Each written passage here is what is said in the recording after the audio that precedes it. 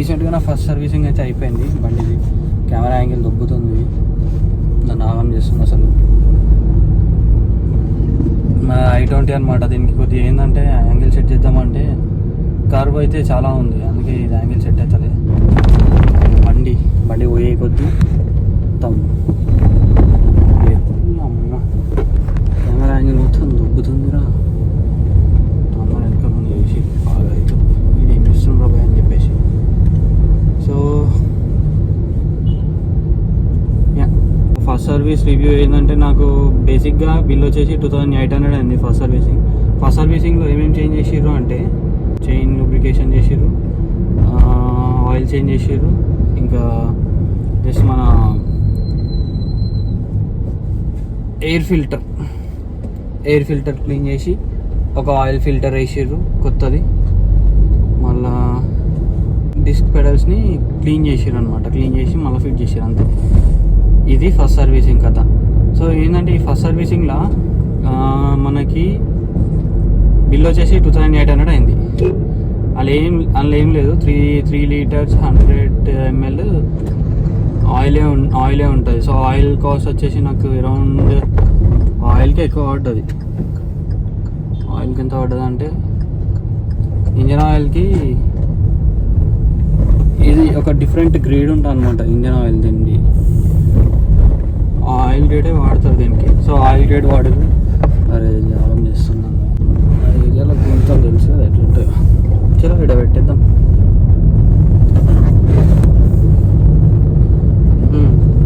ఇక ఏంటంటే first servicing అయిపోయింది. ఫస్ట్ సర్వీసింగ్ అయిపోయినాక 2800 అయితే బిల్ అయింది దానికి. ఇక ఏమేం చేసారు అయితే చెప్పేసిన. సో ఏంటంటే నాకు ప్రాబ్లం ఏడొచ్చిందంటే ఫస్ట్ సర్వీసింగ్ తర్వాత వీళ్ళు ఏం చేయలేరు పెద్ద. నార్మల్గా బేసిక్ సర్వీసింగ్ జస్ట్ ఆయిల్కి నాకైతే ఆయిల్కి ఓన్లీ 1600 ఏమో పట్టినట్టు ఉంది. మళ్ళీ ఆయిల్ ఫిల్టర్ వచ్చేసి 450 ఏమో పడింది. మళ్ళీ ఇక దాని తర్వాత ఇంకేం పడ్డది మనకి ఎక్స్ట్రా మిగతా ఏమో ఈ చైన్ లూబ్రికేషన్ చేసిరని చెప్పేసి 170 రూపాయలు. సో ఇక ఇవన్నీ అట్లా బిల్లు మొత్తం 2800 అయితే అయింది. ఇక దాని తర్వాత నేను భద్రాచలం ట్రిప్ వేసినాక ఏమైందంటే హైలైట్, నేను భద్రాచలం జస్ట్ ఒక 1 వే వెళ్ళిన అంతే. ఆల్మోస్ట్ ఒక 400 కిలోమీటర్స్ వెళ్ళిన. 400 కిలోమీటర్స్ వెళ్ళంగానే ఆయిల్ సీల్ ఉంటుందా, సీల్ అయితే పోయింది. ఆయిల్ సీల్ పోయింది. అసలు పరిశ్రమ అయిపోయినా ఇదేంద్రా బాబు ఆయిల్ సీల్ పోయింది అని చెప్పేసి. జస్ట్ నార్మల్గా ఆయిల్ లీక్ అవుతుంది. అయితే నేను ఏమనుకున్నా మేబీ సర్వీసింగ్ అప్పుడు నేను పీపీఎఫ్ వేయించిన కాబట్టి ఆయన వాళ్ళు ఏమన్నారంటే ఇది అంత తొందరగా అయితే మీరు బండి వాష్ అయితే ఒక 10 days వరకు ఇవ్వకండి అని చెప్పేసి అన్నారు. సో అట్లా అని చెప్పేసి నేను సర్వీసింగ్ వేయించుకున్నప్పుడు బండిని అయితే వాషింగ్ చేయకని చెప్పేసి అన్నా. సో దాని తర్వాత ఫస్ట్ సర్వీసింగ్ కాగానే వెంటనే నేను ట్రిప్ వేసినాను అనమాట. సో దానివల్ల మేబీ ఆయిల్ అట్లా అతుక్కొని ఉందేమో అనుకున్నా. వచ్చే నోటీస్ చేసిన మొత్తం ఇలా ఆయిల్ లీకేజ్ ఉందన్నమాట. ఇంజన్ పైన అటు సైడ్ పైప్స్ మన ఇంజన్ పైన అటు సైడ్ ఇటు సైడ్ స్పెల్ అయ్యి ఉంది. సో ఇదేంటి డిఫరెంట్గా ఉందని చెప్పేసి షోరూమ్కి తీసుకెళ్తే ఆయిల్ సీల్ పోయిందని చెప్పేసి అన్నారు. నేను షాక్ అయినా. ఇంత పెద్ద బండికి అసలు నేను 400 కిలోమీటర్లు పోగానే ఆయిల్ సీల్ ఖరాబ్ అవ్వడేంద్ర భయ అని చెప్పేసి పరేషాన్ అయిపోయినా నేనైతే ఫుల్లా. ఇక ఆయనతో మాట్లాడి ఏం చెప్పినా కూడా ఆయన వినలేడు. ఇక మళ్ళీ దానికి ఒక 2300 బొక్క పడ్డది. హైలైట్ ఏంటంటే ఆయిల్ సీల్, మళ్ళీ షాక్ అబ్జర్వర్ ఆయిల్ ఒకటే షాక్ అబ్జర్వర్ వాళ్ళ లెఫ్ట్ సైడ్ పోయింది అంతే. మొత్తం రైట్ ఒకటే సైడ్ పోయింది లెఫ్ట్ సైడ్. దానికి 900 ఆయిల్ సీల్ 900 ఆయిల్ సీల్కి అయితే ఆడు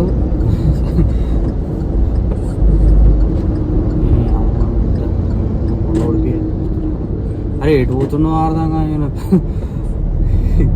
ఏరోప్లేన్ నడిపినాడు ఇట్లా ముంగడు చూసి నడుపుతున్నాయన.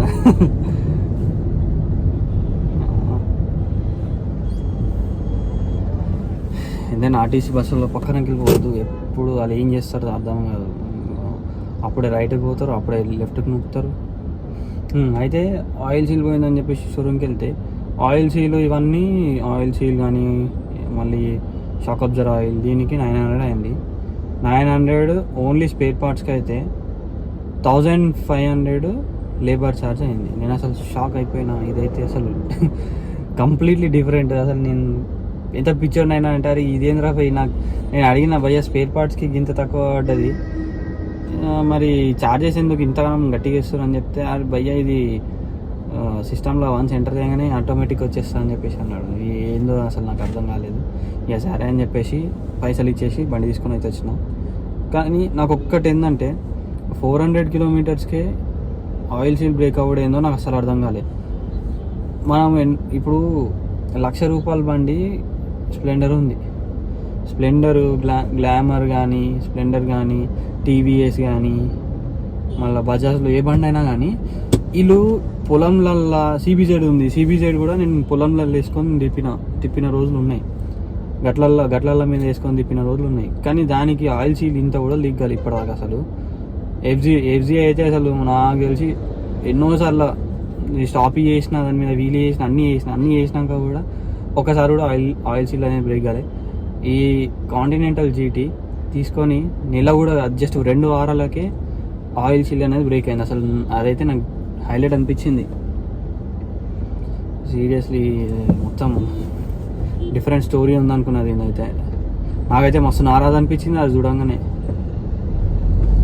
అదనమాట. సో ఫస్ట్ సర్వీసింగ్ పెద్ద మంచి ఫ్రీ స్ట్రేట్ అన్న. నువ్వు ఎందుకు అంతగానో రైట్ సైడ్ సిగ్నల్ దగ్గర ఆగిండు పెద్దన్న. ఏం చెప్పాలి ఆయనకి, చూసుకోరే జరా. అయితే ఫస్ట్ సర్వీసింగ్కి 2,800, ఆయిల్ సీల్ పోయినందుకు దానికి 2,300 పట్టింది. జస్ట్ 2 వారాల్లో ఇదంతా కథ. సో ఇదన్నమాట. ఇంకోటి భద్రాచలం వెళ్ళేసి వచ్చినా కదా, మంచిగా ట్రిప్ అయితే మస్తు అయింది నిజంగా. ఇప్పుడు శ్రీశైలం కూడా వెళ్ళినా, అది కూడా నేను తొందరగా పెడతా.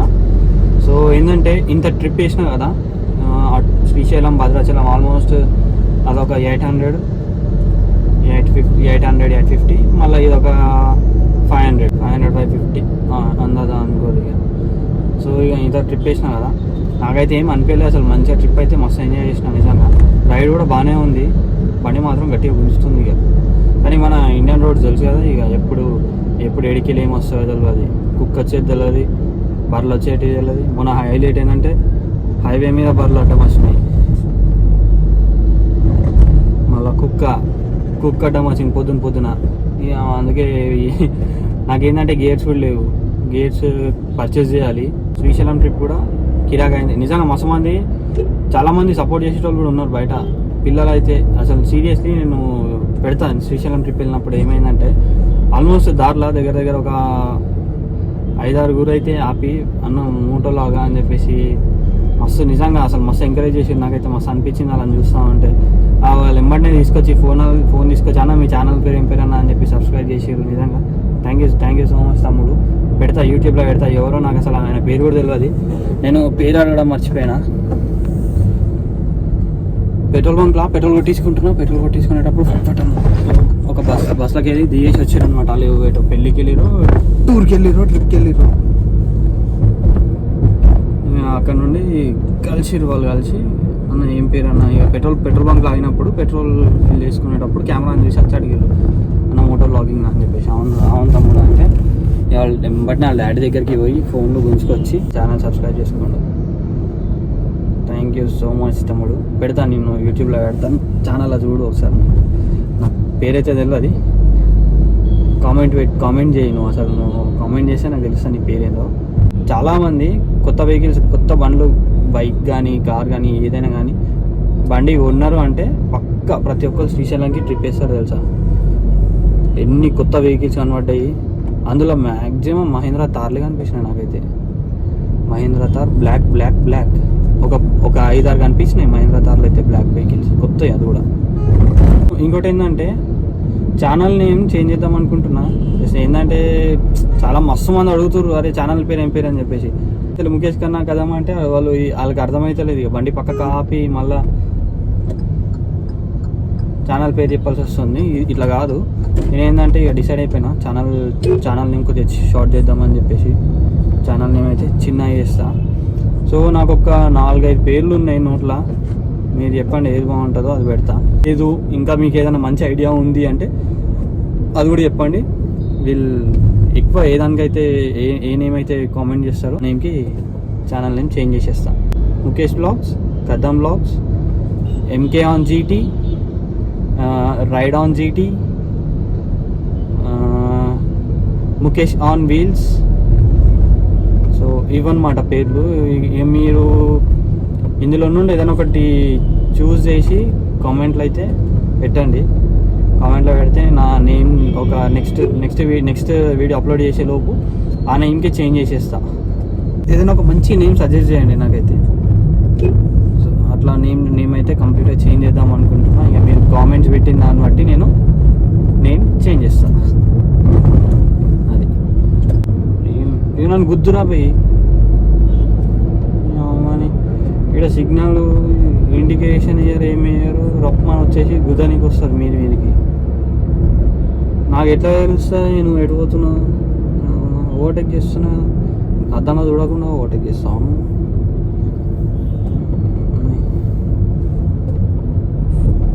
మీరు కనుక సబ్స్క్రైబ్ చేసుకోకపోతే సబ్స్క్రైబ్ చేయండి నా ఛానల్కి.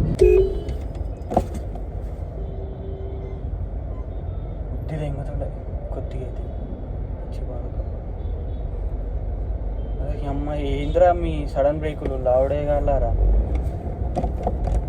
మొట్ట ఉడుతుండగా కానీ అలా ఎవడో ఒక పిచ్చిలంజోడికి వస్తాడు. ఆన్ వల్ల కార్లు బ్రేక్ ముంగడ కొడితే ఇటు దాకా మీ అమ్మ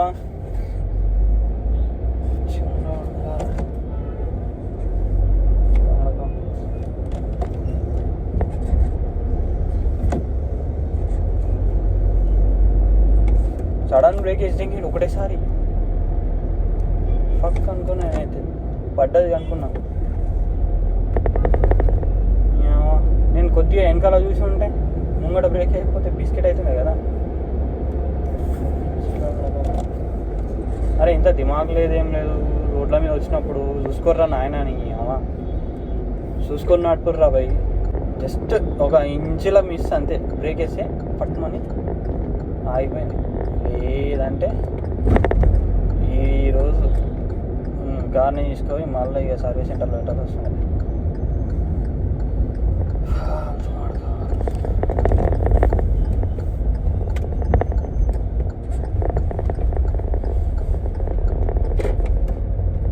దిక్కులు అటు ఇటు దిక్కులు చూసుకుంటా నడుపుతారు. ఫోను పెద్ద మనిషి చూసినా ఫోను చెట్లు పట్టుకొని ఇట్లా కాదు ఇట్లా పట్టుకొని నడుపుతున్నాడు ఫోన్.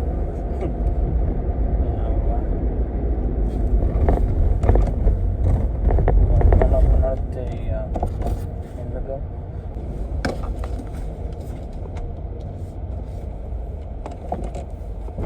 మీరు రిస్క్ అయితే తీసుకోకండి అస్సలు.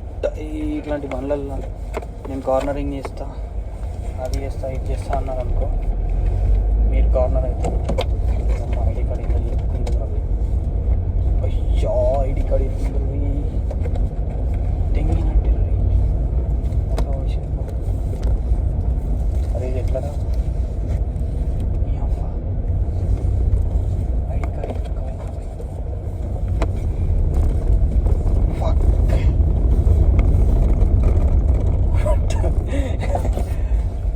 స్టీరింగ్లా ఐడి కార్డ్ ఎక్కింది.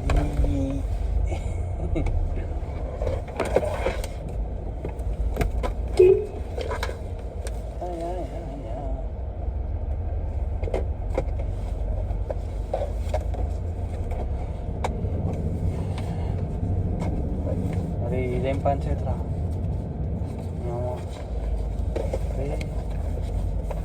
అరే రిటర్న్ కూడా అర్థమవుతుంది.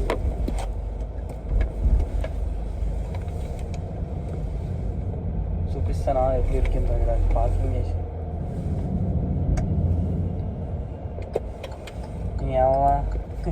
ఈ ఎక్స్పెరిమెంట్ ఏంటి రా భయ్, నాకు అర్థమవుతుంది.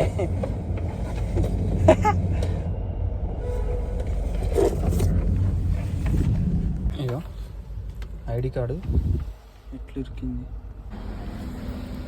ఇగో అనిపిస్తుందో లేదో నాకు అర్థమవుతలేదు కానీ ఈడిరికింది అది.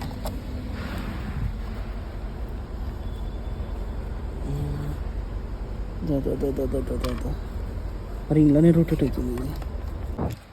కరెక్ట్ అన్న పట్టే అంతనే ఉంది ఇది.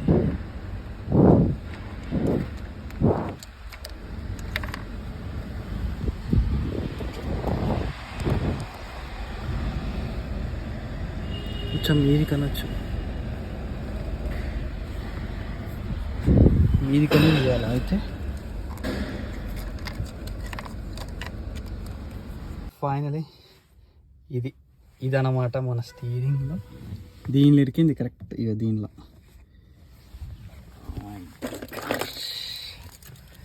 సచ్మి అమ్మా,